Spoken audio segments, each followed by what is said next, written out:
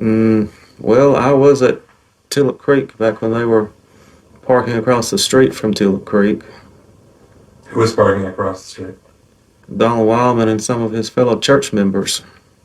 Got stopped on that bridge one night by a Christian Coalition, wouldn't let us cross. They were writing down tag numbers Of cars? of cars. They was blocking the bridge. At that time, it was just a one-lane bridge. The cross ties on the side of it to keep you in. Me and a DJ from New Albany had to ride the rail getting up and then just holler out our tag number. Because the next morning they announced it on the radio. You know, in a big city, there's a lot of anonymity. I mean, Yes. you can sort of blend in, melt in. Nobody knows who you are. You can sort of live your. In a small town, there's more, I think, accountability for your life because a lot of people know you. They know your family. They know what you do.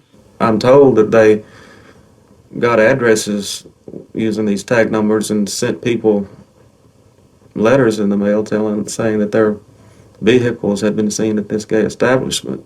The next morning you'd hear the whole list. Sounded like somebody like Billy Graham would get on there and he'd say, talk about the morning, how it went. And then they'd say, and the following cars were spotted out on Tulip Creek Drive.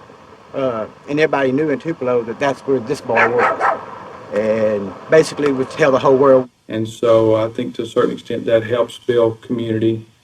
That helps people pitch in more. That helps people be more kind and courteous and respectful oftentimes of one another when you have that kind of environment.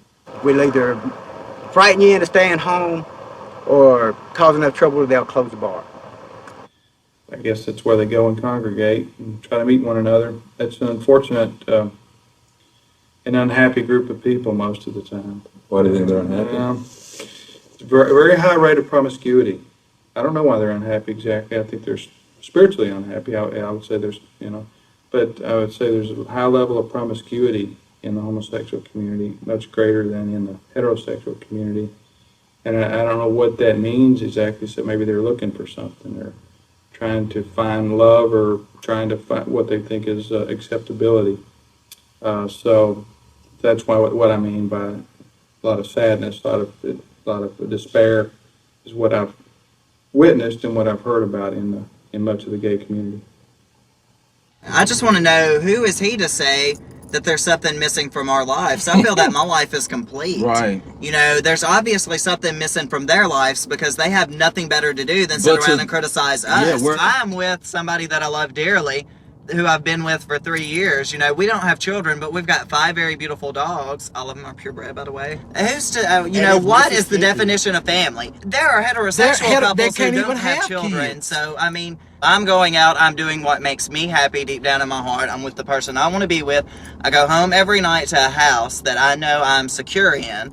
You know, I go to work, I enjoy the people I work with. Who's to say that I'm not living a normal life just because I dress up in women's clothes or because I choose to be with somebody who's the same sex as I am? You know, it is my life. God put me on this earth, you know, to make my decisions. I'll have to answer to him. I need what we need in the gay community is all these people out here that's trying to make our decisions for us. Let us be the grown adult taxpayers that we are and make our own decisions. Right.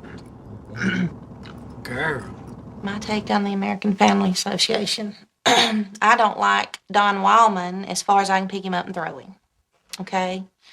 I know some of his family. I think he's a hypocrite. You know, if you don't agree with something, that's fine. But when you turn around and I don't know what I can say here safely. It's okay. I mean, there's a member of his family who is gay. There is? Yes, there is. Every family has skeletons in their closet, and for him to sit here and ridicule me when he's got it in his family, every family has it. No offense to the preachers out there, because there are some really great preachers out there. I didn't know. I knew there was a gay bar around here 15 years ago, but I didn't know that one existed even today. And I don't know, maybe, you know how in towns things get reputations. Maybe that's a singles bar over there, and that's a gay bar over there, and that's... Oh, it's been a gay bar for 7 years. Yeah, well, you know, that's... I think he was lying. There's no way he cannot have heard about that bar. He said he'd never heard of Rumors. Oh, really? Well, don't believe it. Whatever, they have been boycotting outside our bar. Now that right there is a lie. Now you tell me how Christian like they are. Wait, and stop. Isn't lying a sin? Yes, lying's a sin, and aren't all sins equal? So I guess that makes them right in the same boat as we are. They're going to hell Oh, in a yeah, gasoline man. for your handbasket.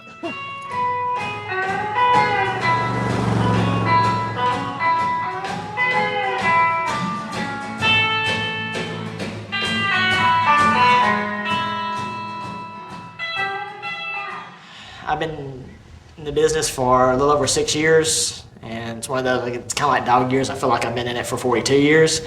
I've recently had the opportunity to sell the bar, which I'm actually entertaining doing.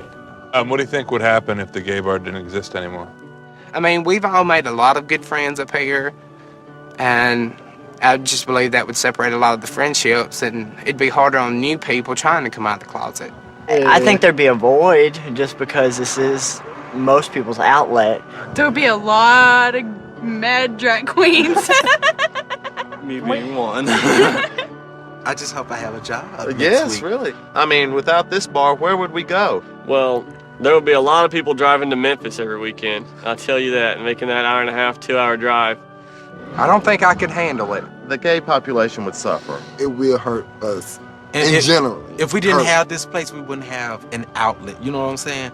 It's so much for him to go to work every day. If he couldn't come here on Thursdays and Saturdays, where would he let it out at? I think I'm gonna be able to work on Fridays. Once he punches his time clock, he has to be Lawrence. But when he comes down here, he can be Miss Lawrence. Okay. You know. Yeah. You have to deal with the fact that, yes, it could go into a straight bar, or it could be dismantled entirely and not leave us anywhere for us to go. The rejection of a gay culture would probably be the most devastating to us.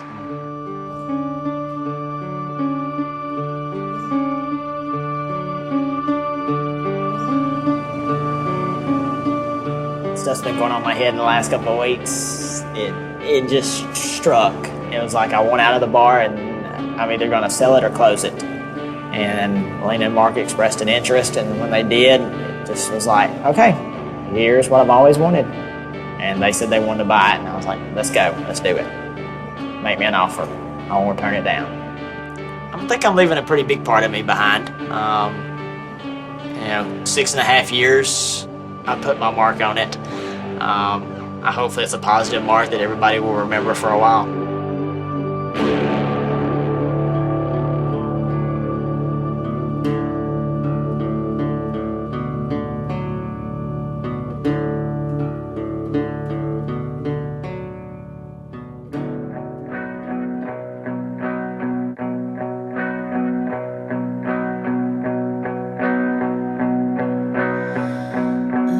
Spring in the air, they're sweeping the streets. Wind is a breeze, the sun becomes her, he agrees. It's been shut down about 1.5 years, and I had quit going out there and hadn't been out there since it shut down. One afternoon, I decided I'd ride out and just check it out. And something in me said I gotta have it.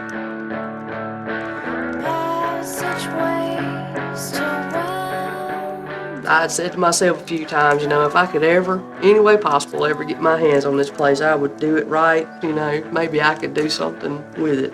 I just want to try to change it and make it a brighter and happier place and a nicer place. And